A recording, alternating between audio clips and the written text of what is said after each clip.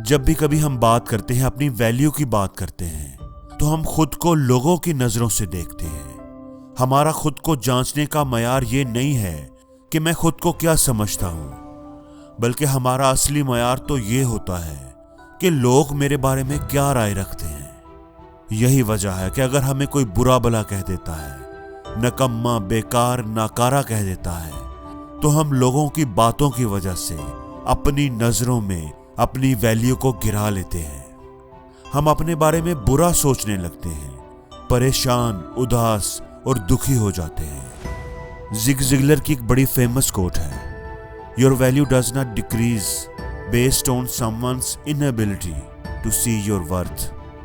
अब अगर कोई आपकी अहमियत को नहीं समझ पाया तो ये उसकी गलती है। वो अगर आपकी सलाहियतों को नहीं जान पाया तो उसका मतलब ये नहीं है कि आपकी सलाहियतों में ही कोई कमी है। आइंस्टाइन की एक बड़ी फेमस कोट है कि अगर आप मछली को बंदर के मुकाबले में इस बात पर जज करेंगे कि वो दरख्त पर कितनी तेजी से चढ़ पाती है, तो आप एक बेवकूफ होंगे।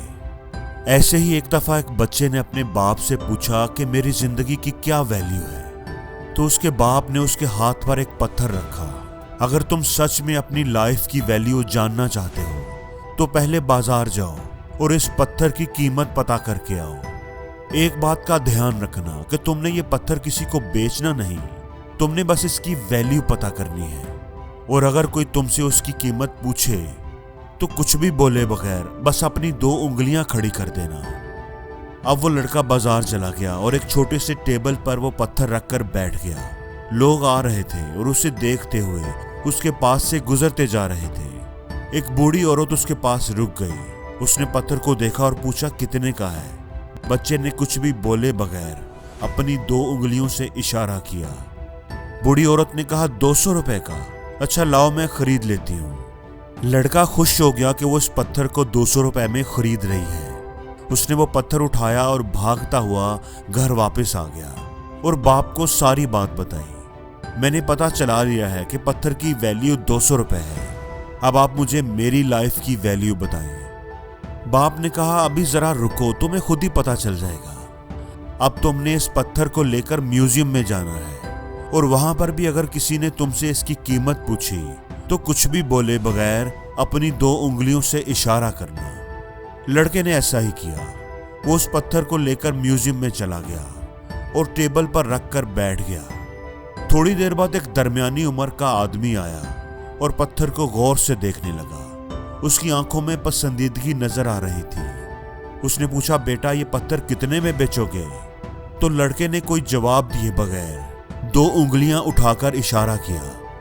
उस आदमी ने कहा, 2000 रुपए। ठीक है, मैं इसे खरीद लेता हूं। लड़के की तो हैरत की इंतहा न रही। बूढ़ी औरत 200 रुपए बता रही थी और ये 2000 कह रहा है। उसने पत्थर उठाया और भागता हुआ घर वापस आ गया। घर आकर उसने बाप को सारी बात सुनाई। बाप उसकी बात सुनकर मुस्कुराया। तुम तो कह रहे थे कि मैंने पत्थर की वैल्यू पता कर ली है। अब तुम इस पत्थर को नवादरात की ज्वेलरी की मार्केट में ले जाओ। वहां पर भी तुमने इसे बेचना नहीं। हाँ, अगर कोई तुमसे इसकी कीमत पूछे तो तुमने कोई बात नहीं करनी, बस अपनी 2 उंगलियां खड़ी कर देना। लड़के ने कहा कि ठीक है। वो उस पत्थर को लेकर नवादरात की शॉप पर चला गया। काउंटर पर एक बूढ़ा आदमी बैठा हुआ था। जैसे ही लड़के ने पत्थर को जेब से निकालकर उसे दिखाया, वो बूढ़ा आदमी उछलकर खड़ा हो गया और तेजी से काउंटर से बाहर आ गया। हैरत और जोश से उसकी आवाज कांप रही थी। कहां से मिला तुम्हें ये पत्थर? इस पत्थर की तलाश में तो मैंने अपनी सारी जिंदगी गुजार दी है। अगर तुम इसे बेचने के लिए आए हो तो मुझे बताओ इसकी क्या कीमत है। मैं इसकी कोई भी कीमत देने को तैयार हूं। लड़का दिल ही दिल में बहुत हैरान हो रहा था। उसने कुछ भी बोले बगैर अपनी 2 उंगलियां उठा दी। बूढ़े आदमी ने कहा, कितने? 2 लाख रुपए। ठीक है, मैं इसके लिए तुम्हें 2 लाख देने को तैयार हूं। प्लीज ये मुझे बेच दो। लड़के की तो हैरत की इंतहा न रही। उसे अपने कानों पर यकीन नहीं आ रहा था। उस मामूली से पत्थर की कीमत 2 लाख रुपए है। वो भागता हुआ घर वापस आया और अपने बाप को सारी बात सुनाई। बाप ने कहा, बेटा तुमने देख ही लिया है कि लोग चीजों को अपनी वैल्यू के हिसाब से ही वैल्यू देते हैं और किसी के कम वैल्यू देने से चीज की वैल्यू कम नहीं हो जाती। इसलिए कोशिश करो कि अपनी जिंदगी उन लोगों के साथ गुजारो जो तुम्हें, तुम्हारी अहमियत को, तुम्हारी वैल्यू को अच्छे से समझें। ये फैसला तुमने ही करना है कि तुमने 200 रुपए वाला पत्थर बनना है या 2 लाख रुपए वाला।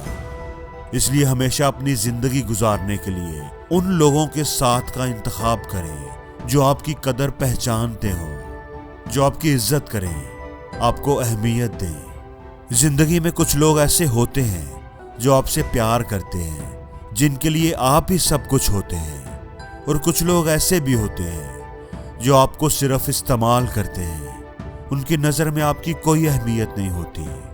तो मेरे बेटे, ये फैसला तुमने ही करना है कि तुम्हारी नज़र में तुम्हारी लाइफ की क्या वैल्यू है।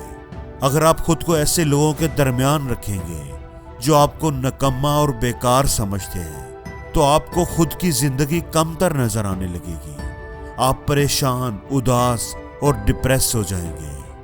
आप समझेंगे कि मैं तो किसी काम का नहीं, मेरी तो कोई वैल्यू ही नहीं। हजरत अली का एक बड़ा ही प्यारा कौल है, उस घर में कभी मत जाओ जहां तुम्हारी इज्जत ना हो, चाहे वहां खाना तुम्हें सोने की प्लेट और चांदी के चम्मच में ही क्यों ना दिया जाए।